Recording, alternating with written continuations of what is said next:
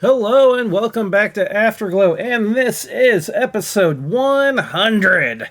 We have made it to 100 episodes of Afterglow, something I'm immensely proud of. But this episode's not going to be my episode, it's going to be your episode.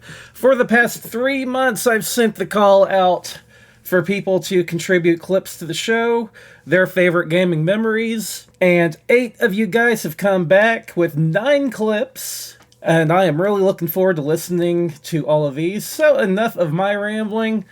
This is your episode. So let's listen to you guys.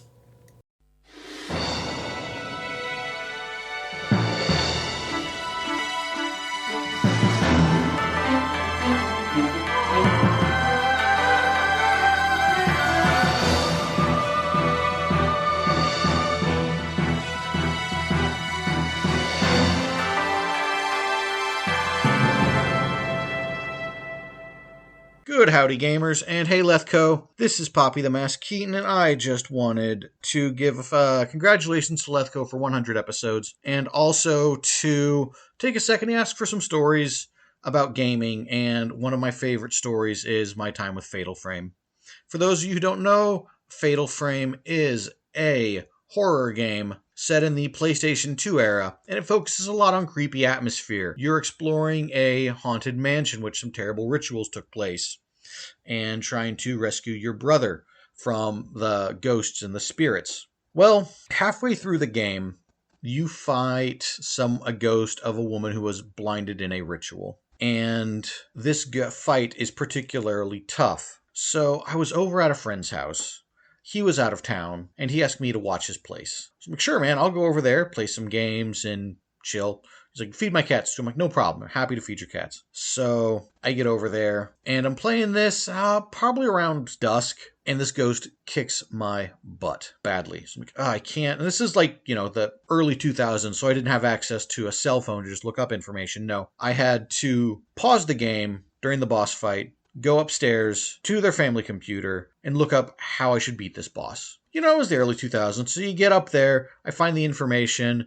The ghost is blind, so she focuses on sound, trying to make a lot of noise. Okay, that makes sense. So, cool. Well, while I'm up here, I'll take a few moments, check on a couple of forums. Well, next thing I know, it's 2 hours later. It is now nighttime. The house is completely dark because I'd left no lights on when I left, and I didn't know the layout of the house. It was literally my first time there. So I go down the stairs, and I realize that I can't see squat. And the game was paused. But the thing about the game, Fatal Frame, is that whenever it's paused, it still wants to give that ambient nightmare fuel. So it will flash bloody handprints up on the screen. And also, any ghosts will keep talking. Now, for the most part, this wouldn't be so bad. It'd just be some creepy moans, which would be bad. But in this case, since I was fighting a blind woman, her voice clips are, "Where are you?"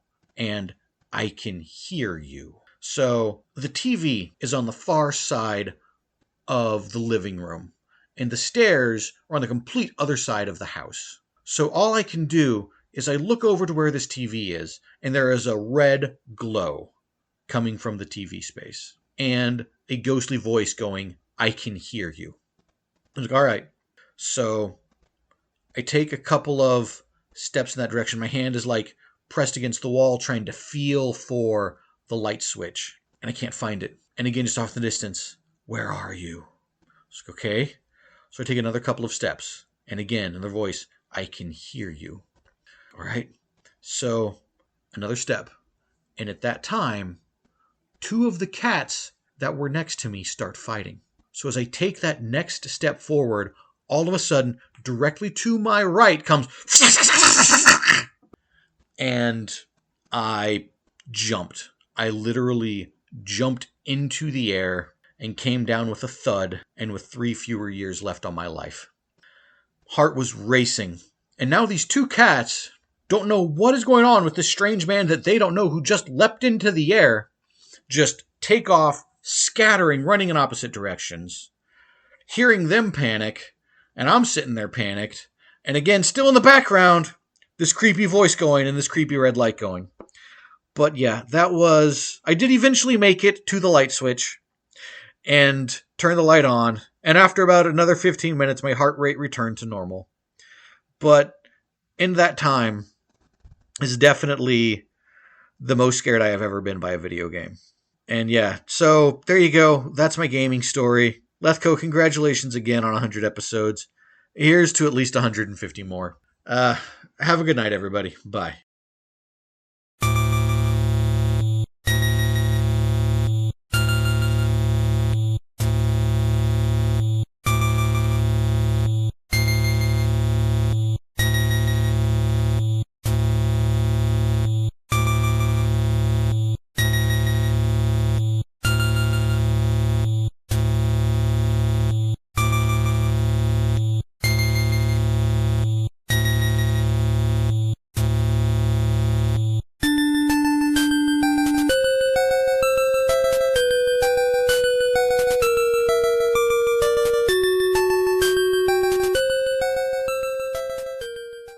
Hey, what's up? It's your boy Johnny. And you know what? When Lethco was asking me about, contributing some thoughts to this podcast, the first thing I thought of was Metroid.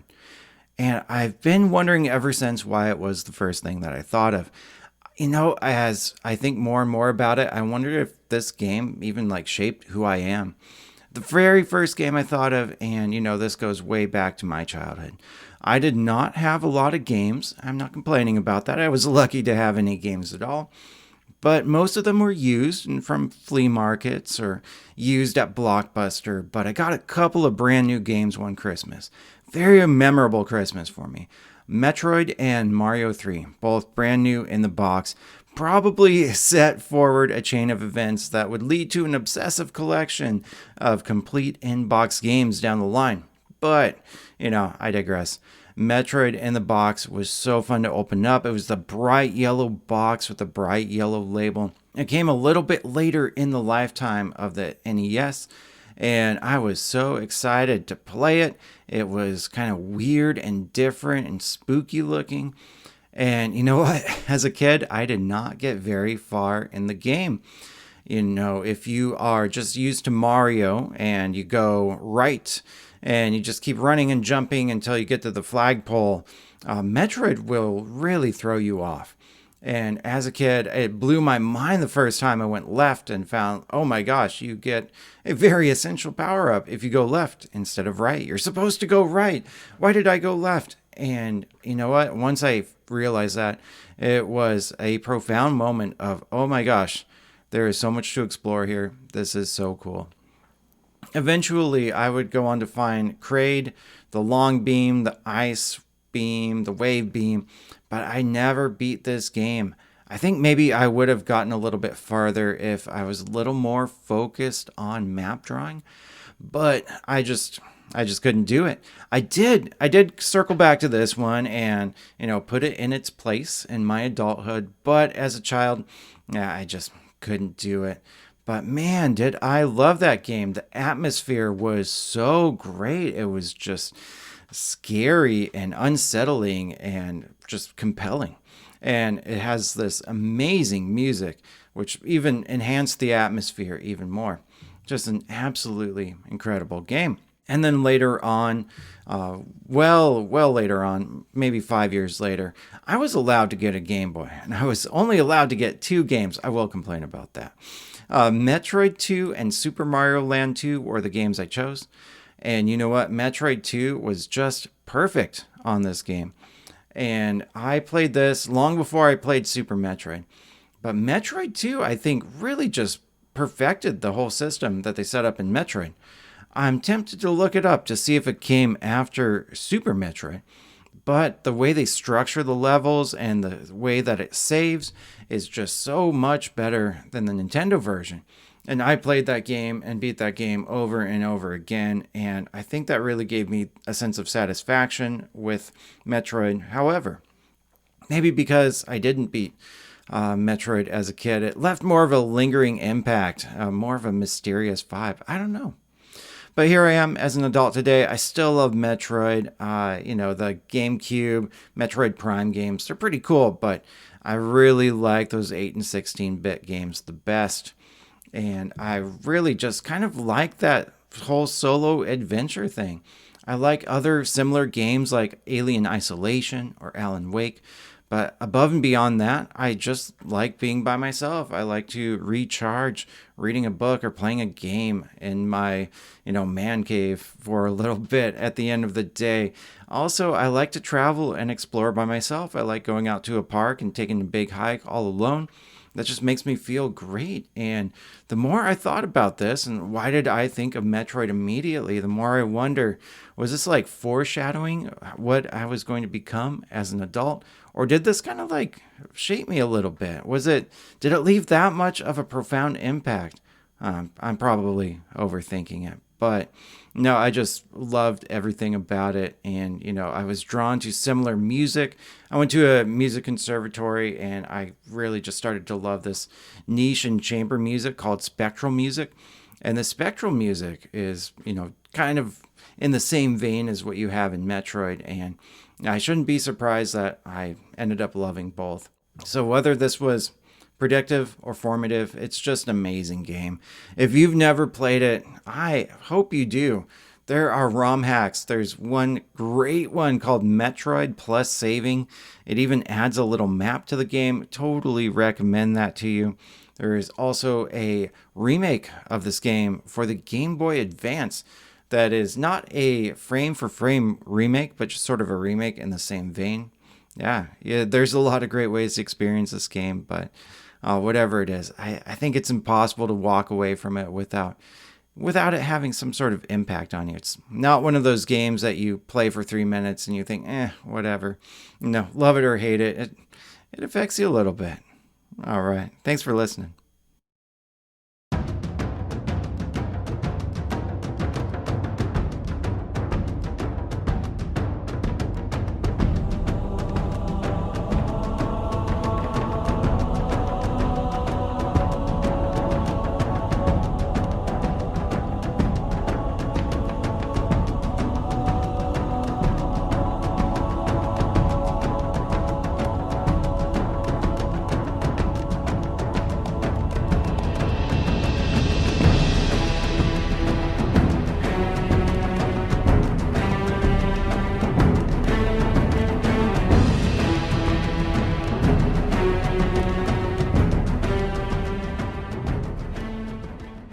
Hello everybody, welcome back to the Afterglow podcast. This is your temporary host, AtomicNuke. Today we are going to be discussing my favorite game, which is obviously Halo 3. Halo 3 came out on September 25th, 2007, and was based around this character called the Master Chief. He was this big super soldier that fought for humanity against a group of species known as the Covenant. The entire thing that sparked this war was humanity effectively going onto the Covenant's turf, which the Covenant did not take lightly and declared religious war on humanity because of it. I won't bring up everything that happened in Halo 2, but what I will tell you that is important is that in Halo 2, the Covenant found Earth. And, well, in Halo 3, they sparked a full-on invasion of Earth, with the UNSC being the only people who could stop it. Now, a big reason why the Covenant was so interested in humanity is because humanity is seen as the protector of what are called halos, which are basically big super weapons built by the Forerunners that are meant to kill all life within a blast radius, which is exceptionally massive. The Forerunners didn't intend to build this to destroy any life. They built this as a last resort against a group called the Flood, which we will get back to later. Now, you remember whenever I said that humans were seen as the protectors of these halos? That's not entirely true. They're more of the only thing that can use them, that can fire them. Or at least that the Covenant know of. So basically what happens in this game is Master Chief lands a Forerunner ship on Earth. Well, he jumps out of it. Then they have to try and get back to that ship because the Covenant also want it. And then once the Covenant gets access to it, the UNSC frigates are told to just fire upon the ship. My guess is to try and destroy it before the Covenant could use it. Shocker, didn't work. and immediately after, the ship was activated and it opened a slipstream rupture that led directly to the Ark, which the Covenant were trying to get to so that way they could fire the rings. I'll spare you a lot of details, but basically there was a lot of fighting on both ends, and just as things started looking up, the Flood arrived in High Charity, which is sort of the Covenant's big city or main ship, and they had completely taken it over. Like, probably not a single Covenant soul left on board. And after some fighting between all three parties, the UNSC, along with Master Chief, decided the only option they had was to detonate the Ark's in-house ring that was kept mostly complete, to hopefully neutralize the Flood infestation on the Ark. But before they fire the rings, Master Chief returns to High Charity once again to pick up Cortana, then finally detonating the Halo directly above the Ark and escaping on the UNSC Forward Unto Dawn frigate. While attempting to escape, they tried to open a slipstream rupture, but only half of the ship was able to make it through. So the Arbiter returned to Earth on the front half of the ship, but Master Chief was left floating in space on the Forward Unto Dawn's rear. Now, I know I glossed over a lot of things, some of which you probably find important, but that's because the story isn't always the most important part. Granted, the story is absolutely fantastic. My little summarization does not do it justice. The only way you can experience it is by playing the game for yourself. Now, on to the other factors that make it, in my opinion, the best first-person shooter game ever made. First, let's start with an easy one. The music. If you have ever played Halo 3, you will know the music is absolutely fan-bleeding-tastic. Like, just listen to this.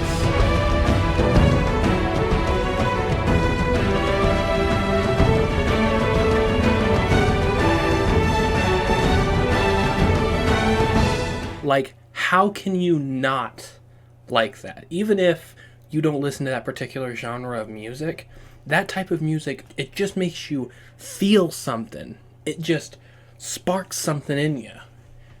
And in my opinion, it perfectly matches what is the next key point, the gameplay. Now, the gameplay is kind of a little bit controversial. Some people hate how the Master Chief is wearing this incredibly heavy armor, yet he jumps around like he's on the moon. But the fact of the matter is, the gameplay feels incredibly slick, super easy to control, and super intuitive. Like, even if you've never played a Halo game before, you can pick up a controller, play Halo, and you'll probably instantly know how to play it. It's kind of hard to explain why it's so good. You just have to experience it for yourself. It's kind of like Subnautica. You have to experience it in order to understand how it's so good. Next up, obviously, is the graphics.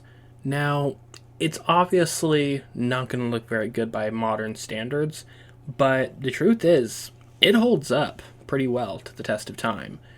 I'm not sure what they did to make the lighting as good as it looked, but the lighting in Halo 3 is better than a lot of games have today. And like, you can go out and compare it to a modern game. It won't look dated at all. Like, go ahead, I'll give you a few seconds. Go ahead and compare Halo 3 graphics to a more modern game. Okay, next up is the maps. Now, these maps honestly support the feelings of these missions pretty well. Like, that first mission with the Flood, it goes to a very, honestly, pretty creepy map. It's a place you were at just moments earlier, and somehow it's so different, so eerie, so creepy, automatically making you feel like this place is bad news. I don't want to be here anymore. On the other end of the spectrum, I mean, that first map, once again, it honestly showcases the graphics pretty well, yeah, but also it kind of makes you feel cozy. It gives you some time to warm up to the controls. And that's probably why they're so intuitive. It's because you have so much time to master them. Next up, voice acting. Now, in my opinion, they all did a very good job. You might have some situations where you'd be like, oh, that person doesn't sound too enthusiastic. But for the most part, everyone played the role perfectly. Like, the excitement whenever the Marines saw a Spartan, they knew they were going to be saved. They didn't have to worry anymore. But also, the pain in Cortana's voice when she's being held captive, it honestly raises a level of sympathy and definitely takes a smile off your face if you had one. And finally, and possibly the biggest reason of all, the nostalgia. Don't get me wrong, I can see why Halo lasted as long as it did, why people still play Halo 3 to this day, but nostalgia is a big part of it. And the fact of the matter is, it just takes us back to when things were simpler. It just reminds us of times when we used to be able to play on our Xbox 360s instead of having to work to earn everything we want. I mean, sure, whenever I'm playing Halo 3, Halo's crossing my mind, but more importantly, what's crossing my mind is just times when I didn't have to worry about anything. Times whenever the largest worry in my mind was my Halo 3 disc not working. But regardless of why you like Halo 3, it is very obviously still easily one of the best first-person shooter games ever made. And if you talk to people like me, you'll think it is the best, hands down. Thank you for listening, and thank you for supporting us all the way to our 100th episode. This has been AtomicNuke, signing off.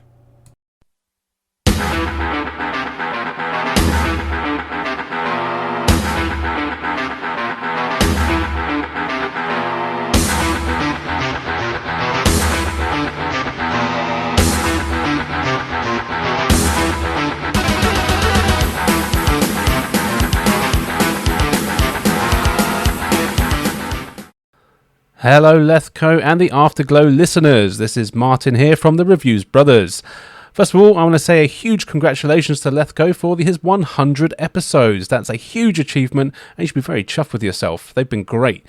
And for it, he's asked a bunch of us idiots to talk about some of our favourite games. So I thought I'd chime in with one of my favourite series, which is Doom. It obviously started in 1993, as a lot of you know, and I'm sure pretty much everyone out there has played it. But it's a game that is just so good and influential, and I genuinely still play it every week to this day. I first played Doom back in 1993, where we had the shareware version on our PC, which I remember distinctly as we had a loft conversion and me and my brother would sit up in the attic until the early hours of the day in the dark playing Doom. Now, we never found it actually scary. I know a lot of people thought it was quite creepy, but we thought it was just balls to the wall action, and it was. We were hooked instantly. It's got a bit of a daft story with a base on Mars opening a portal to hell and all kinds of monsters coming in, and if you get into the nitty gritty you find out that Doom Guy, which is the character that you play as, has a rabbit up there and the monsters kill his rabbit, so he goes on a rampage. That's a pretty cool little bonus story in there as well. But the gameplay is just so good. It's a first-person shooter, of course, and pretty much your only mission is to blast everything in the face, get through the levels, and hit the switch at the end of each of them. The levels are basically all mazes, so, you know, it's a case of how good are you at mazes. I have pretty much memorised all of them by now, so I can get through the game in just about an hour or so. But I remember when I first started playing it, I would literally spend hours on a single level because I'd be hunting down the keys, looking for secret doors, and looking for any ammo that I could find. And speaking of the ammo, half of the fun here are the weapons that you've got. There's a great bunch of enemies. You've got zombie men with various weapons, you've got imp demons, you've got big pinky demons that bite your face off, you've got huge barons of hell that want to eat you as well, and of course there's the cyber demon and spider demon mastermind, and I just loved all of the enemy designs here. They all look so cool, and they were pretty deadly as well. But you do get a decent arsenal of weapons. You get a pistol, shotgun, machine gun, plasma rifle, and of course the BFG and chainsaw, which are two of my all-time favourites. The BFG especially was amazing. I'd never had a weapon like that in a game, and it was just brilliant. The first time you fire that off and clear out an entire room of enemies is just awesome. And it still holds up to this day as well. I mean, I think the main reason I keep playing Doom to this day is they just keep re-releasing it for a start, and I'm a sucker and I buy it for every system that I've got. I literally own it on about 12 different systems, but I've played through every single one, I think. But it's the mods. If you have it on PC, and I think the new version of Doom as well that you can buy on modern consoles, mods are enabled, and there are thousands and thousands of mods out there for Doom, and they just changed the game completely. There's thousands of new levels, enemies, map packs, all sorts. It's all there. It makes it feel like a completely different game. And of course, just to plug myself for a minute, I've done a whole series of videos talking about various Doom mods and things like that you should definitely check out. Then, of course, there was Doom 2, which my brother owned. We had the big box with about 6 or 7 floppy disks. I might have even been 8 floppy disks that we had on our Packard Bell PC back in the day. So we played through Doom 2, which was much more of the same, I have to say. A few new enemies and one new weapon, which was the super shotgun, or the double barrel shotgun, as we always called it. Which is, it's a decent weapon, but I do always prefer the first Doom game to Doom 2. Not everyone agrees, but, well, that's fine. Doom 3, of course, it was a great continuation. I really like Doom 3. It can divide a few people because it goes on a very different direction. It's much more of a dark survival horror sort of theme until you get about halfway through, in which case the action really ramps up. But the graphics on that, wow, at the time. I remember I actually bought a new PC and graphics card specifically so I could play Doom 3. And I can still play it, well, I have played through it in the last year. It's probably a game I go through at least every year. Of course, after that, we also got the reboot of Doom in 2016, which, man, that blew me away when I first played. It was the first game I bought for my PlayStation 4. As soon as I got a PS4, immediately, first game I got was Doom. And then, of course, Doom Eternal, which just built upon Doom 2016 and added some platforming elements, which, are fine, but I would have been preferred it if they maybe left them out. I think Doom 2016 I prefer to Doom Eternal, but I still love Doom Eternal and can't wait for Doom the Dark Ages. Just everything about them is great. The gameplay is always super smooth and fast-paced, and the action is incredible. And it's one of those games, if you want to show off like an action game to a person that's not necessarily a gamer, show them some Doom or Doom Eternal, and man, they'll be hooked. They'll want to try it out, and it is kind of easy to pick up and play. I even am a big fan of the Doom on the N64. I think that's an excellent game that's pretty hidden. I do have it on the N64, which is definitely not the best way to play it, though. Get the Night Dive Studios remaster, because that blows that original out of the water. Obviously, it fixes the graphics, it brightens things up so you can actually see what the hell's going on. And then, of course, it's just a really great campaign with a new look. I actually really love the designs in the enemies in that one. They look really cool. And it's just an excellent game all round. But yeah, that's about it. There's nothing I can say about Doom that probably people don't already know. All you need to know is it's still a fantastic game and series. It doesn't matter which one you play, but definitely check them all out. It's very often that there's a bundle that includes pretty much all the Doom games, and you're daft if you don't go for it. So for me, Doom is just one of those series that I think I'll always stick with, and I think I'll always play it as long as I'm playing games. Anyway, that's all I'm going to say. I'm going to shut up now. But I want to say a huge thank you again to Lethco for having me on. And if you want to check out more of my stupid voice, then have a look at the Reviews Brothers, wherever you get your sexy content.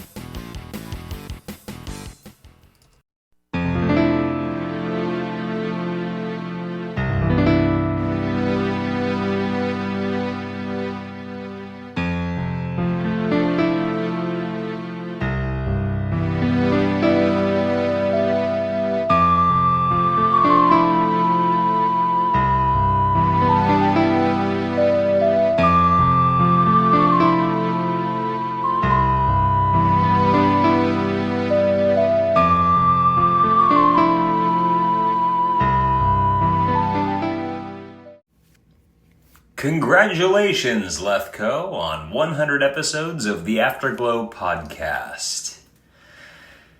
Listening to your podcast feels so nostalgic. And even when you talk about a weird game that I've never heard of, your genuine fondness for it just has a wonderful way of making all your listeners reflect on their own special gaming memories. I remember having the best time playing the masterpiece that is The Legend of Zelda: Ocarina of Time on the Nintendo 64. Now, growing up, I was raised in a house that didn't have any television or video games, but my grandparents, who lived 2 miles away, bought an N64 for me and my 2 brothers to play when we went over there. And that's where I first played this game. We were hooked. It was so much fun taking turns with my brothers, trying to figure out all the puzzles, trying to collect all the items, trying to open up all the chests, trying to beat all the bosses. And before you know it, several hours had passed and it was time to go back home again. And I remember sitting in my bed, dreaming about riding my horse across the fields of Hyrule, or shooting my bow at Ganondorf's minions. And a game that would have taken most players days or weeks to beat, it took my brothers and me years to complete. And while the game itself is highly revered, highly rated, and well loved, stands the test of time, I think it was the time that I spent not playing the game and daydreaming about it and talking with my brothers about it that makes it special in my heart. So congratulations again, Lethco, and here's to many more episodes to come.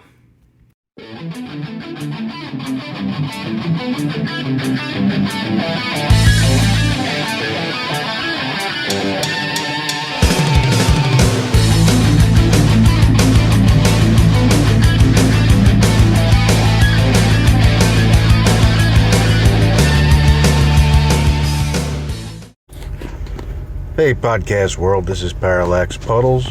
I'm here to talk about Ace Combat 2.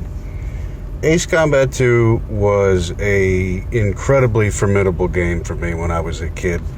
We must have gotten it around 1999 or so. We got the PlayStation 1 for Easter from our parents, and they bought it used from Blockbuster. Which you used to be able to do, buy used consoles from friggin' movie places, but you can't do that anymore. And the discs, get this, the discs were labeled with a Blockbuster sticker, which I'll never take off, because the Disney Magical Kingdom racing game that we got, Ace Combat 2, I forget, we have a couple more games with Blockbuster stickers on them, and they're just nostalgic to me. I'll never look at those discs the same way again. So obviously the PS1 was a console we spent a lot of time with. Soul Reaver, Legacy of Kain, Soul Reaver was another game that I played a lot of, but Ace Combat 2, oh boy, what a game. First time I loaded that up and saw that Matrix style text scrolling with the green letters on black background, and the wireframe setup of the briefing for the mission, just incredible. Looked like a crappy 90s sci-fi movie, which is exactly the feel that I needed at that time. Getting into the game, you play your first mission, you start off with a low-grade airplane like the A4, get you going, go fast, shoot planes down. In the briefing, if you didn't notice, as you go along, there's like a secret plane you got to shoot down, and you get a secret airplane for every airplane you shoot. So I would always load the missions up after the briefing, knowing exactly where I'm going first to get that secret airplane. There's always something different. I remember playing the game so much that I must have 100%ed the game at least twice, gotten every secret airplane, but we didn't have trophies back then. And I'm pretty sure on a memory card somewhere that I have in a box is a save file from when I was a kid, and I can't wait to find that and load that up, because I've emulated it over the years, since I already own a copy of it still, but I've emulated it to be able to play it on modern consoles wherever and whenever I want. It's just an incredible game. The slight PS1 wobble, but it runs like a dream. It must run at 60 frames a second. Freaking amazing game. One of my favorites.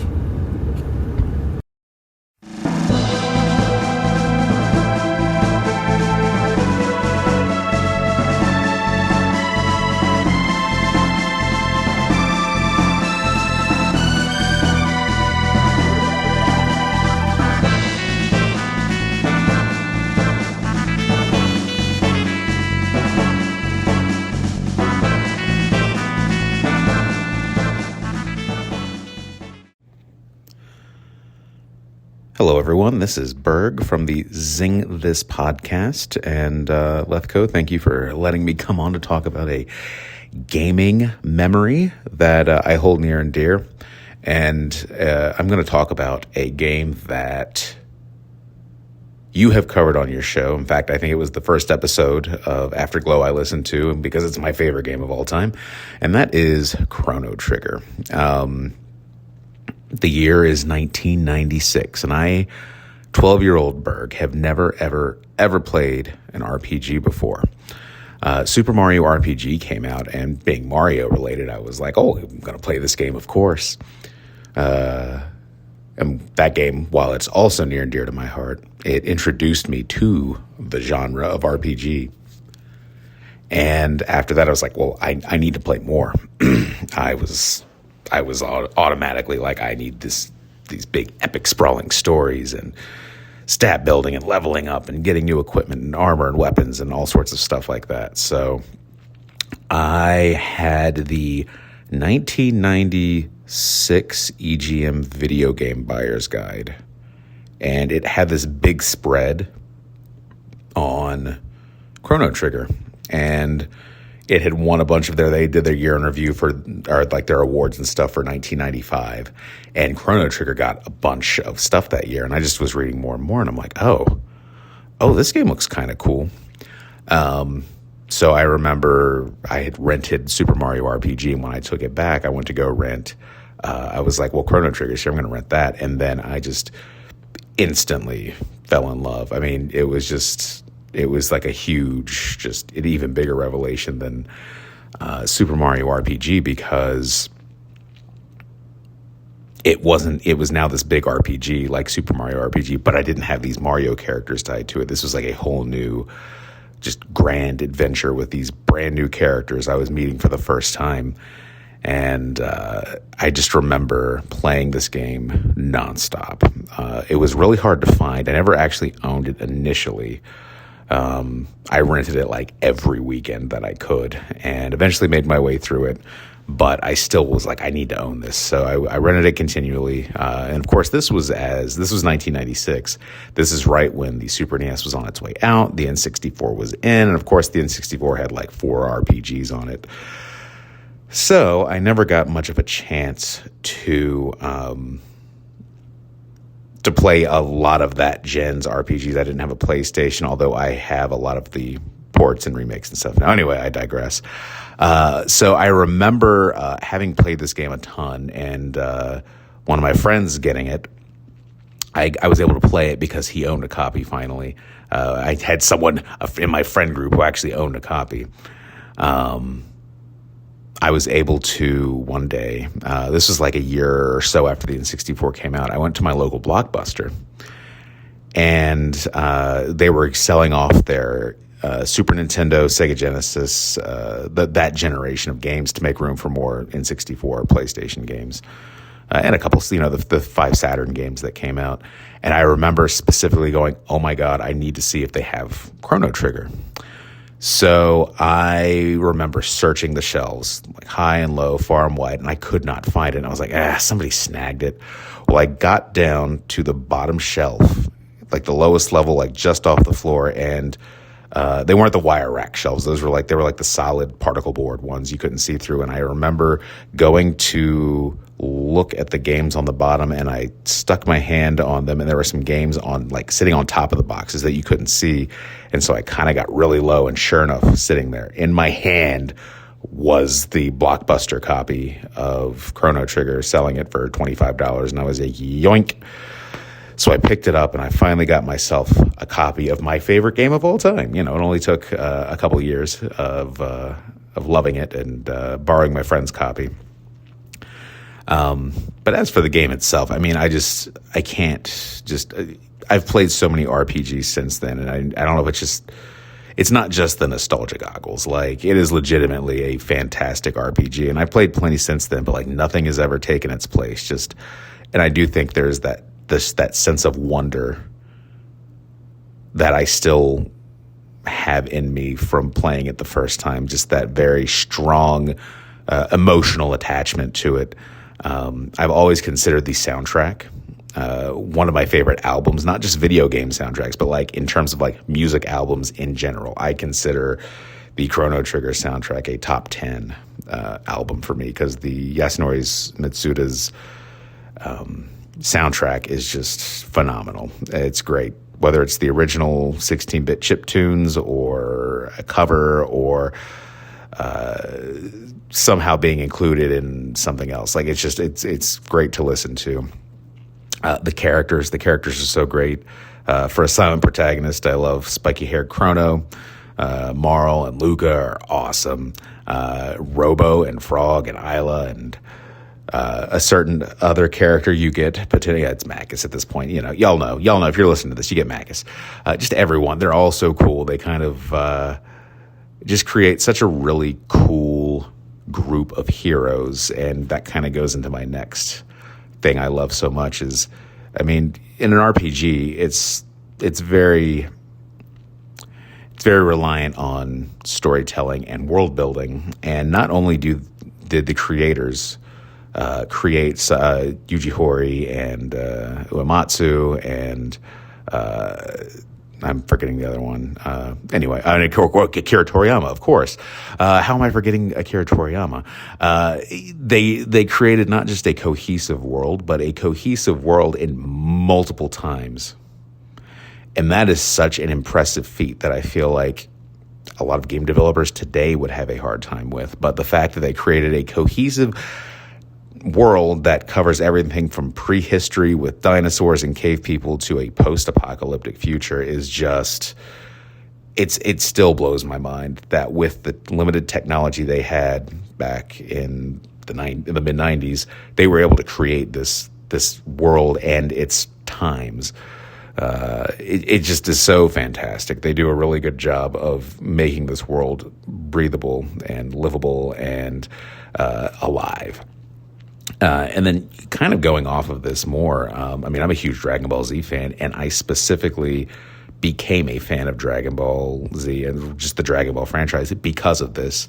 I remember in that EGM article, them showing the pictures of the characters and talking about like, oh, the characters in the world and everything were, the art direction was done by Akira Toriyama, who I wasn't familiar with at the time, but it mentioned that he was the creator of Dragon Ball.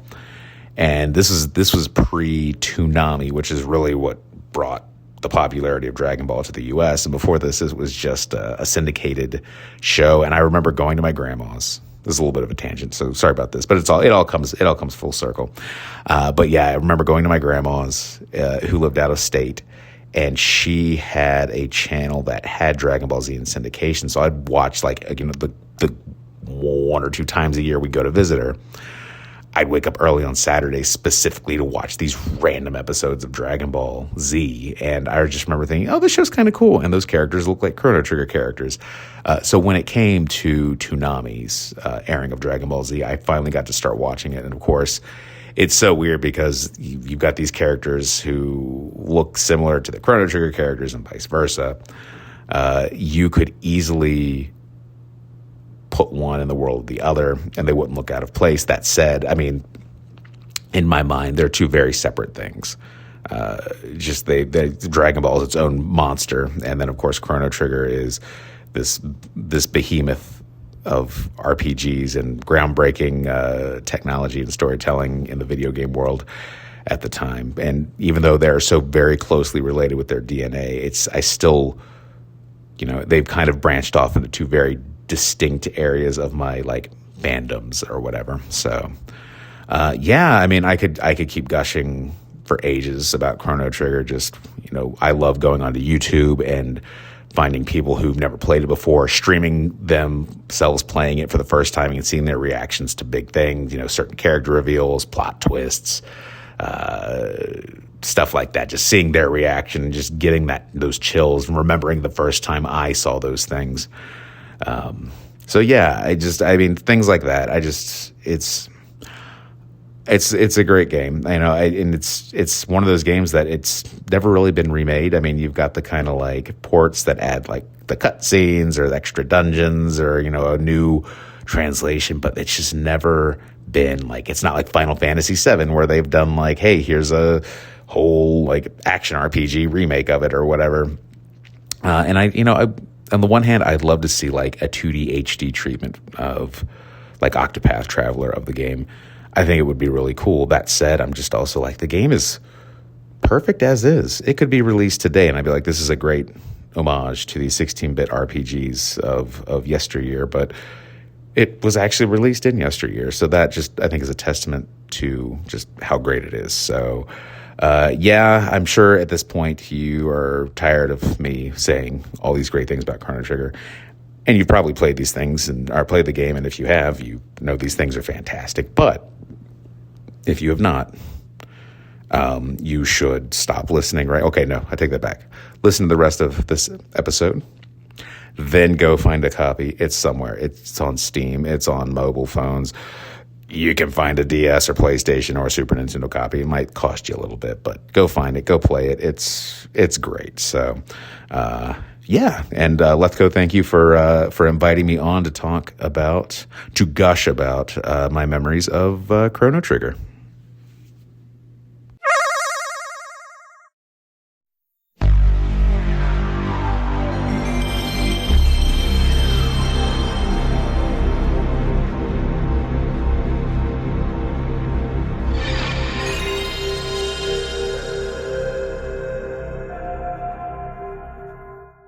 Hello, Afterglow sickos.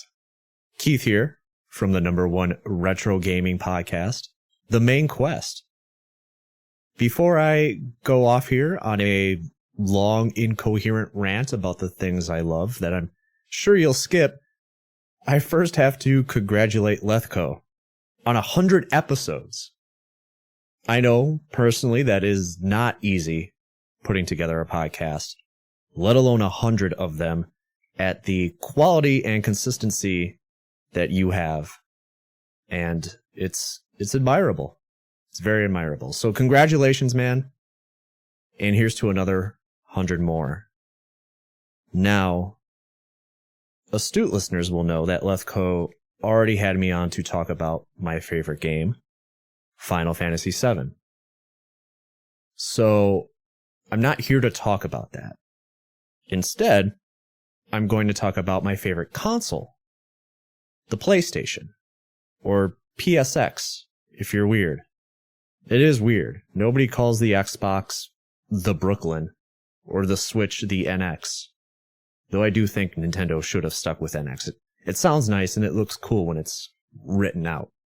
Anyway, so there was nothing like the PlayStation when it launched here in the US. And yeah, there were CD-based consoles, and there were attempts at early 3D games and FMV games. But they never really felt like games to me. Like, they always kind of felt like a proof of concept, like rough tech demos. On top of that, like, Sony's making a game console? Like, Sony, those guys that make TVs and stereos and headphones and stuff, they're gonna make a game console. Which, when you think about it, I mean, everyone was kind of doing that back then. Nobody was really successful, though. And so, like, I never really imagined the PlayStation would be successful either. And I think a lot of people didn't think it was going to be. Not even Sony did. I mean, they removed the company name. They removed Sony from the console. They did just call it the PlayStation. It was not the Sony PlayStation. Just PlayStation. But I mean, the hype for this thing was real. It was palpable. Yeah, a new console manufacturer entered the market every year, and there was hype. But then nobody talked about it. But this was different. There was something different about every facet of this that Sony handled and the way they handled it. Like, this felt like a real 3D console. And the games that they were promising for it were insane. I could give you a history lesson about how they accomplished all that and, you know, what they did to Sega and even more importantly, what they did to Nintendo. But I'm not going to question you, dear listener. I'm going to assume you already know how that all ended up. I don't remember what subscription to what magazine these PlayStation pamphlets that I was getting. I don't remember which magazine they came in. I don't know if it was EGM or GamePro, but they were like these foot long by a few inch wide pamphlets that showcased what was coming for the PlayStation when it came to the US. And I remember looking at those things all the time. They showed off games like NFL Game Day. I think they showed off some screenshots of the Doom port, Jupiter Strike, which is a game I'll talk about in a second, and FIFA 96. And I don't even care about soccer. I don't care about soccer now. I didn't care about it then. But I was still like amazed at the graphical fidelity of those FIFA games, of those sports games. And so there was a PlayStation kiosk set up at my local Funkoland. It was running one of the demo discs at the time, and I don't remember exactly what it all had on it. I would imagine it had one of those games that I just mentioned, or maybe even a few of them. But the one that really stuck out to me was Jupiter Strike, which was PlayStation's version of Star Fox, basically. It was so cool. It was unreal. It had the opening cinematic on it, and I'm pretty sure you could play through the first stage, and it was just so mind-blowing. The visuals were like stimulation overload, especially after having played Star Fox, which by comparison looked like dog shit. And of course, this was before Star Fox 64. And I think, at least visually, I think Jupiter Strike still looks better than Star Fox 64. Whether or not it holds up in the gameplay department, I don't know.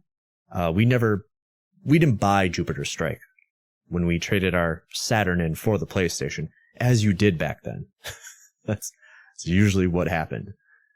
And then seeing the controller for the PlayStation for the first time and using it, it was a strange experience considering how, for the most part, how standardized controllers had become. You know, when we talk about home consoles, all my life I was used to either a joystick, D-pad, and of course face buttons that read A, B, and C on them. And this had that, except that the face buttons had shapes on them. They were shapes. And I remember looking at the controller, and it was like trying to read a foreign language for the first time. It was intimidating. It was intimidating at first, but I think that's one of the many charms of the PlayStation. It used its own language, and you learn it through playing many of those early PlayStation games where it eventually, just like every other controller before, it became second nature to know where X was and what it did, and where square was and what that did. Was an incredibly novel concept that they kind of just gave up on after a while. And I felt like it felt like interfacing with video games in a whole new way. And then when I think about the generation prior to that, particularly with the Sega Genesis, and through all of its marketing, as hard as it tried to be the console for older kids, it just never felt that way, even back then. And yeah, absolutely, certain companies fought for that title, but a lot of the stuff that came out for the Genesis, you could always play elsewhere. Like when you think of Sonic the Hedgehog and Ristar, those most definitely did not feel like games that were for older kids, nor did they look like it, no matter how much they marketed it as such. The PlayStation did feel like it was for older kids. It felt like it was for adults. It felt like a major step forward. And it's really hard to convey just how revolutionary this all was unless you were there. The PlayStation didn't feel like a toy in a way the other consoles were. You know, just speaking to the controller, look at what Nintendo had with the N64 by comparison. That looks like a toy. A sex toy specifically, but a toy nonetheless. I'm sure many people my age found out a lot about themselves with the N64 controller. But the PlayStation, for lack of a better word, felt like a cold, like complicated and neutral piece of tech. It felt like real tech, like a PC for console players. And then we brought one home the next year. We had Crash Bandicoot, Tobal #1, Mortal Kombat Trilogy, 2 Extreme. Those were some of the first games that we had.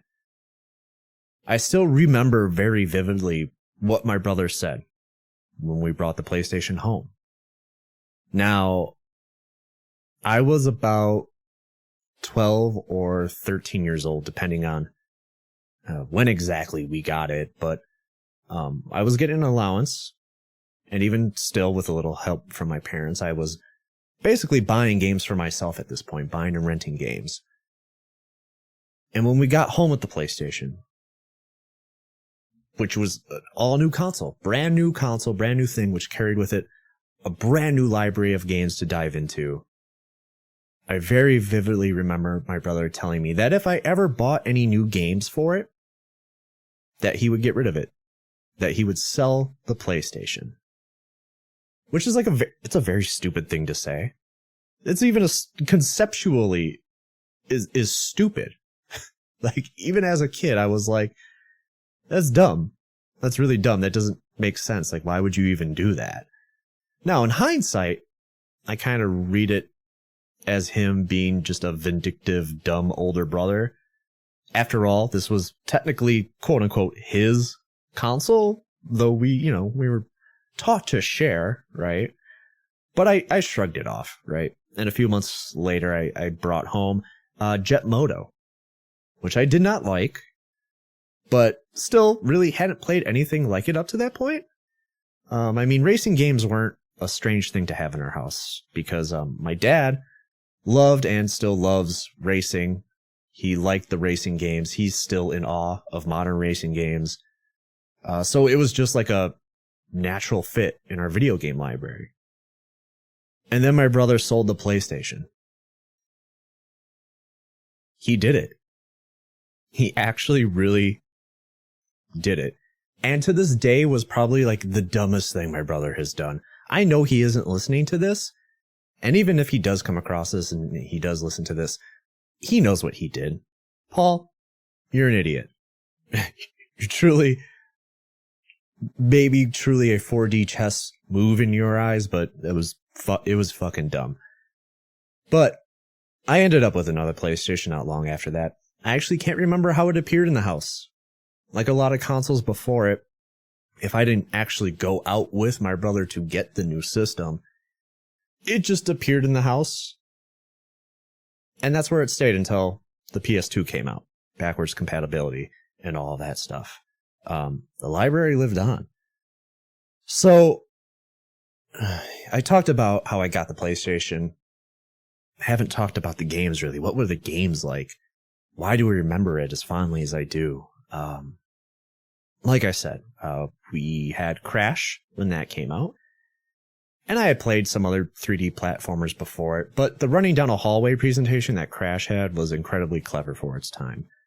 Not exactly a shining piece of game design these days, but developers were still not only trying to figure out how to create games and breed these new ideas with this new technology, but also just how to utilize even the space on the actual disc to its full potential. Because you have to remember, like, CDs were still like a relatively new concept in the mid-90s. So, I mean, Crash was okay until Mario 64 came out. I enjoyed Jet Moto for the most part. It was okay. Resident Evil. Let's talk about Resident Evil for a second, because that was a massive game changer. Literally. Yeah, it didn't create the survival horror genre, but it most certainly brought it to popular culture. I'll never forget the opening 30 minutes of Resident Evil. And it's funny to watch now, but when it came out, there was nothing that even touched this in terms of presentation. the way Capcom mixed FMV, real-time cutscenes, and gameplay was nothing short of groundbreaking. Before that, you were really only getting a game that was either entirely FMV or just a game. There were some Sega CD JRPGs, but outside of that, particularly in contemporary pop culture, that mixture didn't really exist. And I never could finish Resident Evil back then. In fact, I never finished it until about two or 3 years ago, for the first time when I had to replay it for another podcast. But back then, when it came out in '96, I never finished it because first of all, I was absolutely terrified, which is silly to say when you think about it, or when you play it now at least. But also, we didn't have a memory card. Memory cards weren't exactly something someone thought to purchase back then. And now in 2025, it's something that we certainly take for granted, since every console now comes with storage these days. And then, of course, Resident Evil 2 is another huge step forward in that genre, particularly easily one of the top 10, if not top 5 PlayStation games out there. I did finish that one. It was the first Resident Evil I ever finished. But it was also around the time I became entrenched in JRPGs because of the big one, Final Fantasy VII, which I already talked about on this very podcast, so go check that out. But I had played a handful of JRPGs prior to Final Fantasy VII, even other Final Fantasy games. But this game solidified that franchise as like a real deal thing to pay attention to. So of course I got the rest of the trilogy when those dropped. I got the remasters of the older games, Final Fantasy Origins, and no, not the good Final Fantasy Origins that we know of now. What was the other one? Final Fantasy Anthology. Then of course we got Final Fantasy Tactics, which got me into tactical RPGs, though still prefer turn-based RPGs over tactical or action. And I mean, just speaking to Squaresoft around this time, I mean, their output was fantastic. The stuff that they were doing for Nintendo basically gave them carte blanche to do whatever they wanted during their Sony era. Like, you get Parasite Eve, a game that I haven't played personally, but watched my friend play, and it looked amazing. To this day, I wish I had picked it up when it came out, because they were really just kind of cashing in on that Resident Evil craze, and I was already really entrenched in the horror genre. Like, that Resident Evil set me off on a course in the horror genre that I'm still a part of today. And then you've got Brave Fencer Musashi. It was another Squaresoft oddity that really only sold because it came with the Final Fantasy VIII demo disc. I do remember Brave Fencer Musashi fondly. I did invest time into it because, after all, I didn't spend $50 just for a demo. But let's be real for a minute. I did spend $50 just for a demo. But then there was Grandia, Suikoden, Legend of Legaia, Star Ocean, Wild Arms, Vagrant Story. The fucking list goes on, and never mind about all the Super Nintendo JRPGs that I was then going back to, having missed them the first time through that console's lifespan. PlayStation was where it was at when it came to just stunning visuals and fantastic audio presentation. And then the depth of storytelling that developers were able to incorporate that you really couldn't experience anywhere else. Patrick, who was one of my best friends at the time, was just as obsessed with these games as I was. And we spent countless nights together creating strategies for what and where we were going to go grind XP in these games. And we were bringing up maps in the middle of night on Netscape that took like 30 minutes to download, and just experiencing like these pivotal story moments together. And it is truly a time in my life that I will never forget. And then there's Metal Gear Solid, my introduction to the mad scientist Hideo Kojima. My buying habits, when I think about it, have not changed since I was a kid. I see a game on the shelf, I looked at the back of the box, and I would buy the games on a whim, and that was one of them, Metal Gear Solid. I had no idea the surprisingly amount of nonsense that awaited me, and I was hooked on every minute of that franchise since the day I bought that game and played it. I still have my original copy to this day, actually. I lost the manual, though, unfortunately. And then, eventually I would go back to the Crash games as the sequels started coming out. Wasn't entirely impressed by them, but they were fun. They were fine. And checked out the Spyro games as well. Mascot platformers were still the flavor of the month back then, and Spyro was very unique for the time. Unique. That's the word, I think. I think that's the word that sums up this generation of PlayStation. Unique. I don't know if it's just because I'm nearly as old as the video game industry itself, having seen it shift and morph throughout the years and just witnessing it plateau.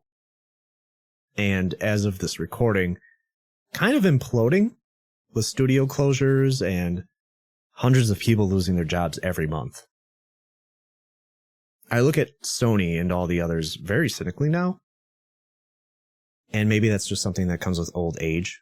You know, as one tends to grow perplexed by the decisions of the younger generation, and you start yelling at clouds.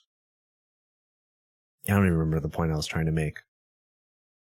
Oh, unique. Games being unique. Publishers are no longer in the business of taking risks on games. And Sony risked it all back then, and it paid off. I think that's why the fifth generation of consoles, and the PlayStation specifically, is my favorite. And it's because of all the weird, obtuse, and unique games it got. Parappa the Rapper, Air Guys, G-Police. And I'm sure you're sitting there in your car screaming into the air, but Keith, games are still coming out right now in the indie scene that are strange and unique. And of course they are. Yes, I agree with you. But they're not being pushed like your God of Wars or Forzas and Fortnites. You have to do a lot more work these days. Back then, it was like you walked into a store, looked around, and went home with a new game or two, and they would be totally different experiences.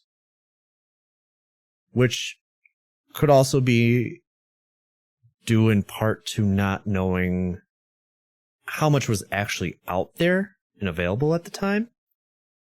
Because I think we were just getting a very curated selection of what was available to us. Now more video games are coming out more than ever. There are more games released in a year that you wouldn't even be able to play all of them in that given year. And I think I'm getting away from my original point. I'm rambling now. I should probably wrap this up. In my opinion, gaming has become homogenized. But I also recognize that my time between 1995 and 2001 is mostly rooted in nostalgia. It's a time I'm never going to get back. A lot of PlayStation games have aged like milk, admittedly.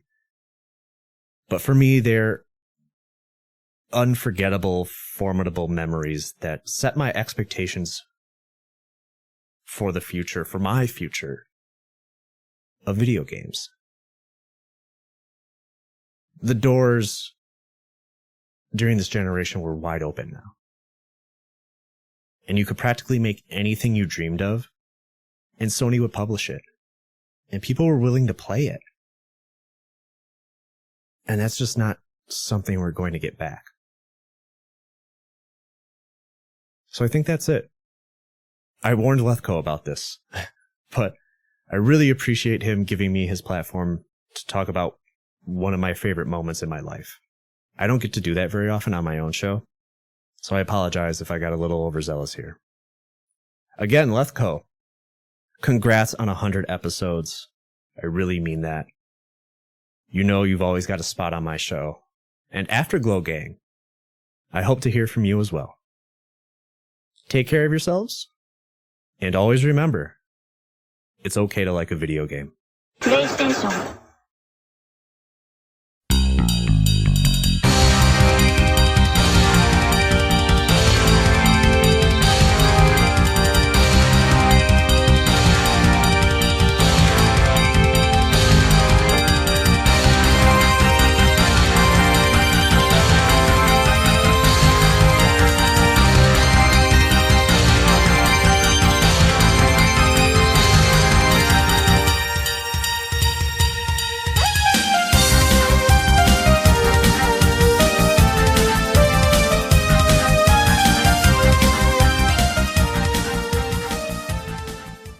Good howdy, Lethko, and to all of the listeners of Afterglow.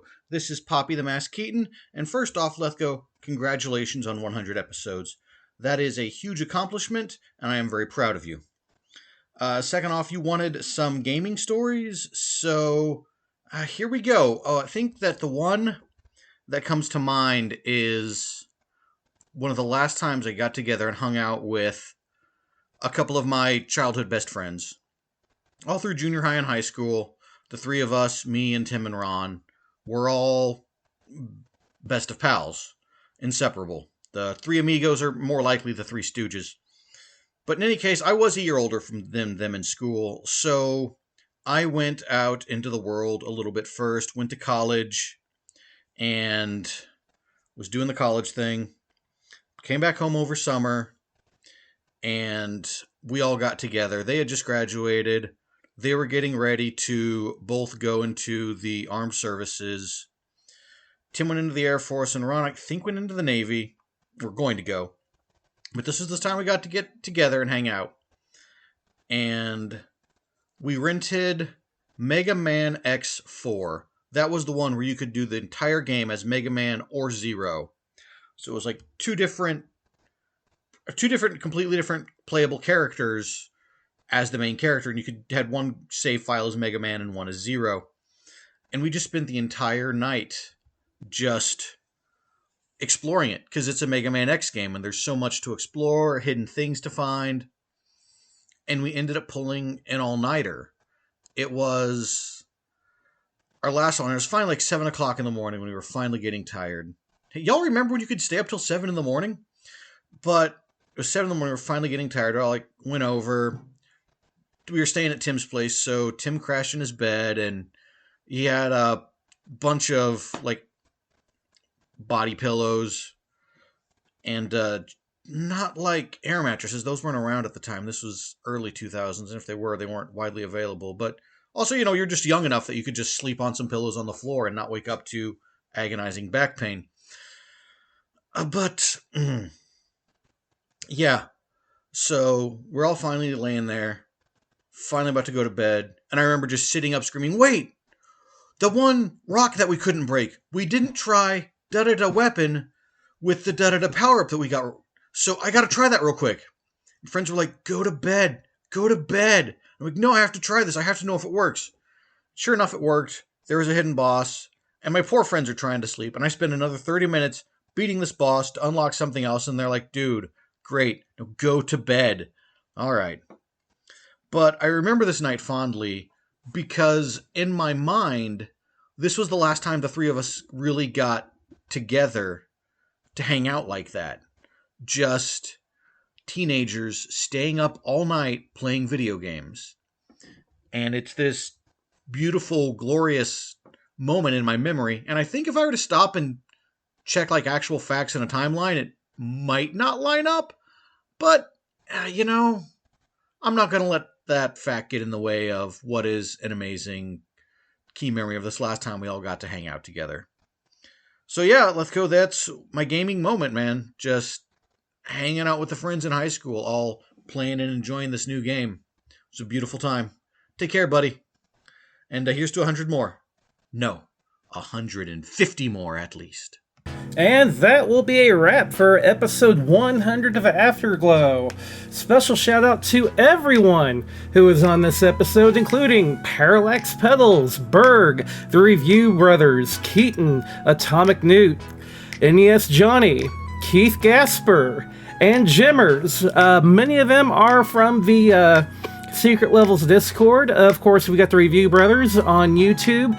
We also got Mr. Keith Gasper from the Main Quest podcast.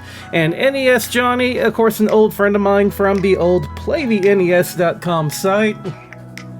Thank you all for taking time out of your guys' days to record this and to more or less share your memories with everyone out there, because that's what this show's all about. I love hearing everyone else's memories, hopefully as much as other people like listening to my memories. Many more episodes on the way in the future, but I wanted this to be a special one where everyone could listen to everyone else's. And hopefully maybe we'll do this again for episode 200 once we get there. Until then, thank you for listening.